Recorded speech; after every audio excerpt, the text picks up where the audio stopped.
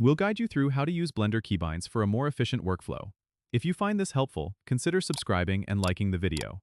First, open Blender on your desktop and make sure you're in the default layout to start.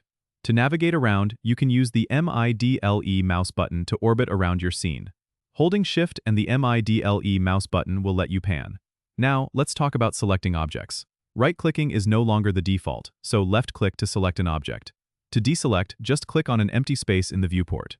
You can also use the A key to select all objects or to deselect all if everything is highlighted. For rotating, scaling, and moving objects, use the R, S, and G keys respectively. Pressing R twice enables trackball rotation for more freedom, and pressing G twice allows you to move along your view, known as sliding. For precision, press G, S, or R followed by X, Y, or Z to constrain the action to an axis. Use the Tab key to toggle between Object and Edit mode, which is crucial for modeling. In Edit mode, you can press 1, 2, or 3 on the number row to switch between vertex, edge, and face selection. To speed up your workflow further, you can customize keybinds by going to Edit and then Preferences. Under the Key Map tab, you can search for specific actions and reassign keys. Finally, remember that Blender's community often shares key map setups that you can import if you find a layout that suits your needs better.